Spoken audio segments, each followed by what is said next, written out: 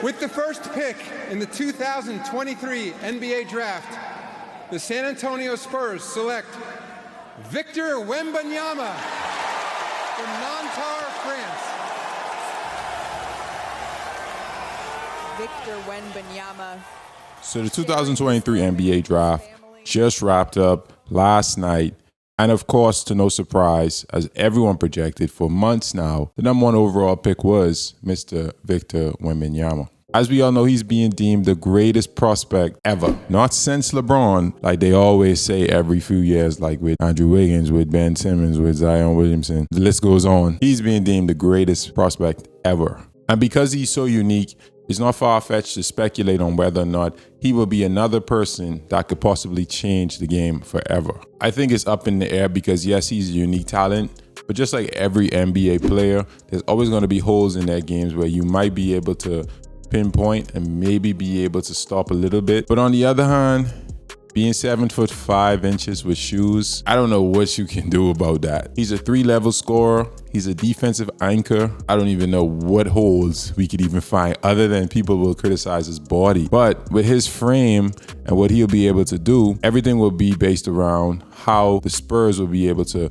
put the right pieces around him so he doesn't have to get banged in the paint by players like Steven Adams or big body 5 men. They'll use him as the help defender on the low block in order for him to get some crazy blocks like he has been doing here in France and being able to still make his impact known on the defensive end. But another thing I wanted to touch on was number 2 and number 3 picks, Scoot Henderson and Brandon Miller. So the number 2 pick went to the Charlotte Hornets, and they decided to go with Brandon Miller, who I think is not the better prospect between Scoot and himself, but the better fit for the Hornets. Whether or not that will come back to bite them with not going with the better prospect in the future is to be seen. However, pairing LaMelo Ball with a Scoot Henderson, 2 ball-dominant playmaking guards, just doesn't make sense.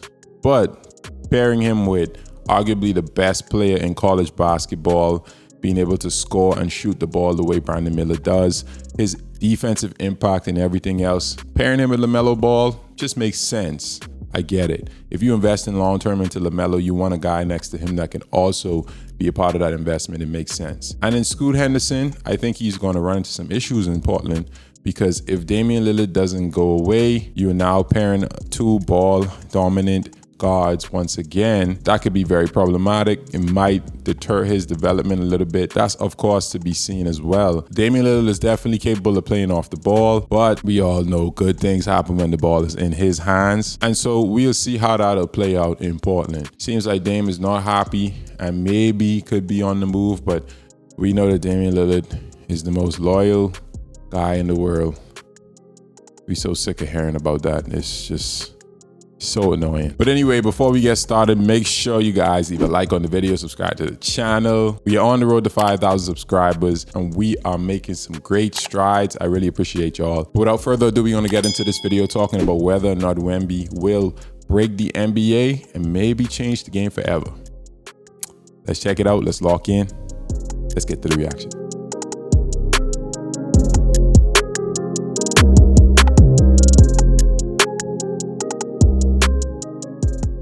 When you look throughout NBA history, there are really only a select few players who people look at and say, he changed the game of basketball. Yep. When you look at what Steph, Victor Wembanyama Jordan, could potentially do LeBron, and what he could potentially Kobe become at the NBA level, it's hard not to think that he could force teams to become more creative and adapt to a player like him. Facts. The immediate draw with Victor Wembanyama is, of course, his defense. He's been considered to be the greatest defensive prospect since Tim Duncan, and rightfully so. The defensive prowess that he exhibited against grown men as a teenager in the French pro leagues is plenty to earn him that label. And it's not like he was playing against a bunch of scrubs. A lot of the guys that play in this league are former NBA. That's a good point. So a lot of the guys, so the French league, for those who may not know, the first division of France is considered a top 2 or 3 league in Europe. So a lot of, because of they pay pretty well. The French organization, the French, association is very, very organized. And very good. And a lot of players who come from America or wherever they come from around the world come to France for that exact reason. It's very respected leagues. And a lot of these guys are NBA talents. A lot of them are former G League players, big time college names who you just may not have heard of. You look at their resumes, they're probably in France. So he's playing some really good players. Things that you need in the NBA in order to be a reliable playoff defense is a defensive anchor. Fortunately for the Spurs, Wemby has already shown he has no problem anchoring a defense, as he did it exceptionally well with his LNB. He just blocked that without jumping. Team. Let's look at this possession to get an idea of what exactly Wemby's going to excel at as a defender. He's going to start off all the way over in the weak side corner on this play. Monaco gets into the pick and roll, and this prompts Wemby to immediately start to shift over to the corner and help shut down the drive. His presence forces the kick out to the corner, so he resets so that he can be ready to guard on ball at the nail. But when the dump off is made to the cutter heading to the dunker spot, Wemby makes a great rotation to provide help and deter the first shot, and then blocking the second shot before drawing the foul on the rebound. Just looking at the amount of space that he's able to occupy and assert his presence is something that makes scoring the ball infinitely more complicated for the opposing team. Absolutely. He's sagging back into the paint on this drive from Mike James, seemingly to guard the potential dump off to the man in the dunker spot. What makes Wemby so special is that his length allows him to impact both possibilities two places at once. James dumping it off to the dunker spot. If this happens, Wemby can quickly rotate and deter that shot. Or B, if James decides to take it all the way to the rim like he does, he has to go into a 7'5" guy. Wemby can contest. It doesn't even matter because Wemby's got too long of a wingspan, so he's still able to get the block.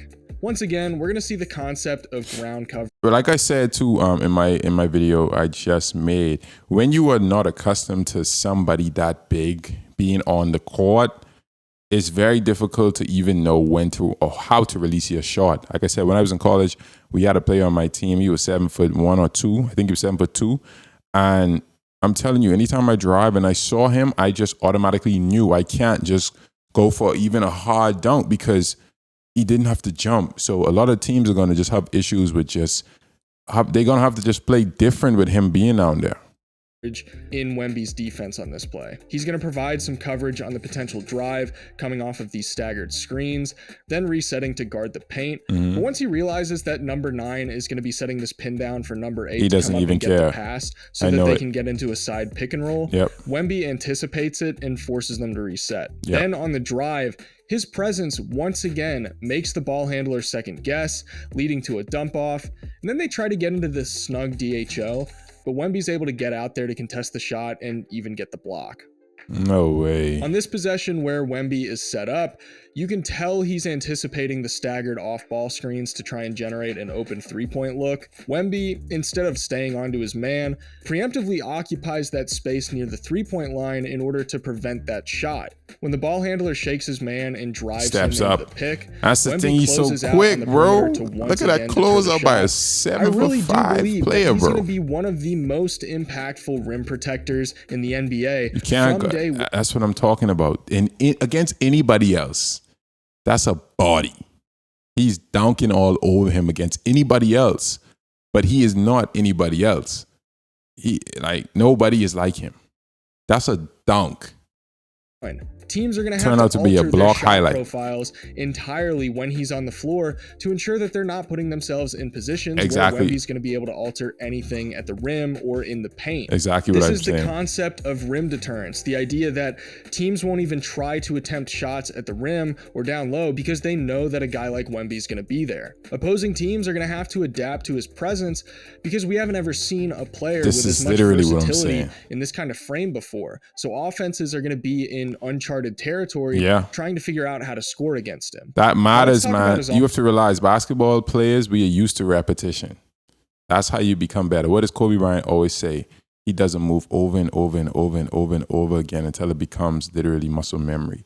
So if you're used to doing something a certain way all the time and now you have to alter it, when it's time to alter it, you're not prepared for that. And so now you're going to be trying to do things that you are not accustomed to doing, and just his presence alone affects everything that the other team is going to be doing. because this is where there seems to be a pretty wide range of opinions as far as what he's actually going to become. One thing I want to say right off the bat, the difference between Victor Wembanyama and some of the other 7-footers we've seen over the years is that Wemby is I wouldn't kind of even do the these first things in a guy game. in this frame that can move so well and with such fluidity. Look at this shot from Game 3 from the LNB Pro A Finals. This is a 7'3" guy with an 8-foot wingspan using a crossover to drive on his defender just so that he can get into a step back three. Nothing about that is normal. No. This creation ability from a guy of his size, being able to be this smooth and comfortable with the ball in his hands, is unlike anything we've ever seen before. Even though his 27% three-point shooting isn't going to be raising any eyebrows off the bat, it's the process of creating these shots for himself that adds to his insane offensive upside, even if the efficiency isn't quite there yet from beyond the arc. But where the efficiency is there already is in the mid-range. Wemby shot 54.7% on mid-range shots during his time in the LNB, making him one of the best mid-range shooters in the entire league. When you watch him take some of these shots, you really question how you're even supposed to guard him. Yeah, you can't defend Stationary shots against defenders even slightly shorter than him look so easy because he barely even has to leave the ground, since he can use that wingspan to effortlessly get the shot off over top of that. You cannot defend that. And a point on his three-point percentage being 27%, like a lot of that is shot selection too. For example, not to toot my own horn, but I shot 40% from three this year. But most of my three-pointers were with my feet set, with me coming off of screens, and a lot of not the most crazy. I'm not going to dribble, sidestep three. That's not my game. You know what I mean? That's not what my team needs, and that's not really a strength of mine. I could admit that. You know what I mean?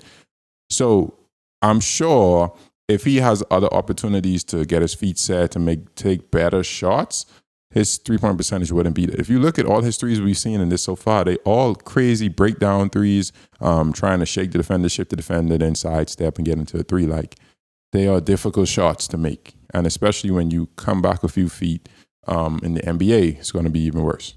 Face-up game already looks Look at this right here.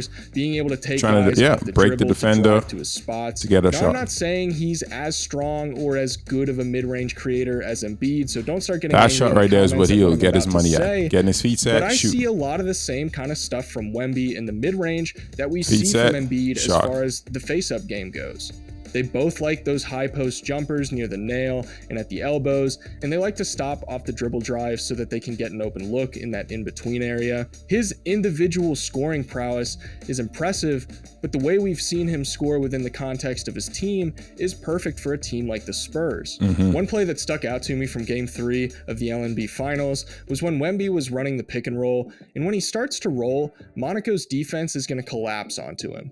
This opens the pass to 20 on the wing, who can then drive, forcing even more help from Monaco down low. No, everybody with the drive confused. Coming and Wemby still occupying space down there. And this leaves the shooter open in the corner for three.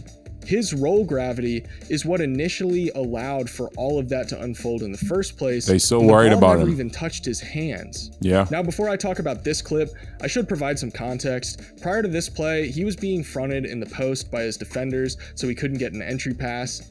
He was starting to get frustrated by this, so he told his teammates they needed to start flashing to the nail so that they could get a pass.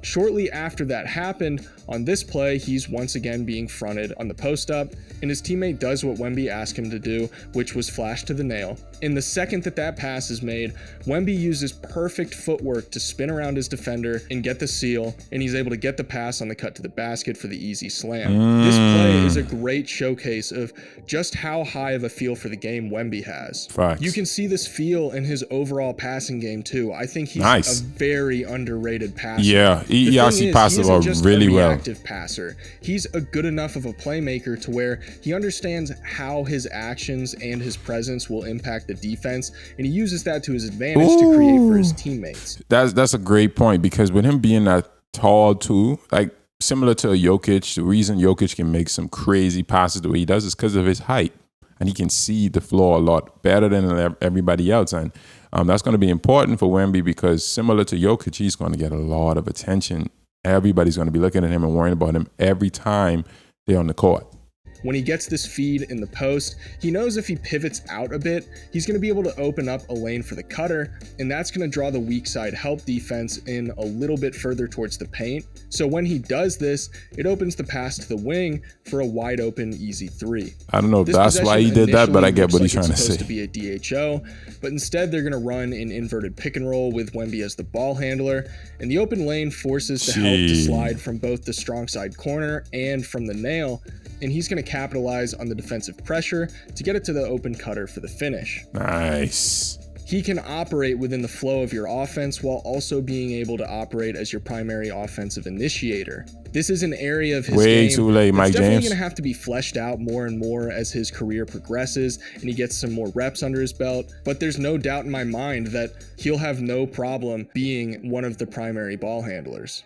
Victor Wembanyama is really a one-of-a-kind prospect. We've never seen anything like him, and it could be a long time before we see anybody like him ever again. That's facts. The crazy thing is, even if you put him in a more average frame for a center, he's still an incredible prospect. The height and wingspan definitely help him out, but his level of skill at only 19 years old is enough to land him a spot in the NBA. But since he has the frame that he has, there really is no limit to just how unstoppable this kid could ultimately end up being. Just look at this. Which is why I think teams are going to be forced to innovate and try new things in order to game plan, not just for Victor Wembanyama himself, but game plan for a team constructed around him and what new challenges that poses. Shout out to Alex Hoops. Really, really, really, really great video. I love a good breakdown and being able to provide my commentary, obviously from a player's perspective on that. It's really what I love to do. He did an excellent job just breaking down what the could be of Victor Wembanyama will be. And I mean, it's so, like he said, we may never see a player like him again. And if we do, it might be for years to come. He is seriously one of a kind. I think the tag of being the greatest prospect ever is fitting, seriously. Because at the end of the day, he might be more hyped than LeBron really was coming out of high school. Because the NBA signed a contract with the LNB so that people can watch the LNB games on the NBA app. So they were investing in him before he even arrived. We've never seen that done. This is very unprecedented. This is not normal. It shows that his hype, that everybody sees the hype and that they buying into it because they see what it could be. Based on his interviews, his attitude, just the way he carries himself for a 19-year-old is just insane. He's very mature. He's very level-headed, and I think he'll be in good hands with the Spurs for them to be able to take him in and develop him the right way. Get his body ready for which will be a very long NBA season. In France, where he played this year, I'm sure they probably played about 50-something games, making it all the way to the finals. In the NBA, it's 80-plus games even before the playoffs come around. I think that's going to be an adjustment for him, and I think with the Spurs, they'll be able to handle him the right way and make sure that he becomes the player that he's destined to be. But y'all let me know your thoughts down in the comments. I really enjoyed this video. Once again, shout out to Alex Hoops. Shout out to everybody for watching, sticking through to the end with me. If y'all enjoyed the video, be sure to leave a like, subscribe to the channel, turn on your notification bell. Till the next video, I love y'all to death. Peace.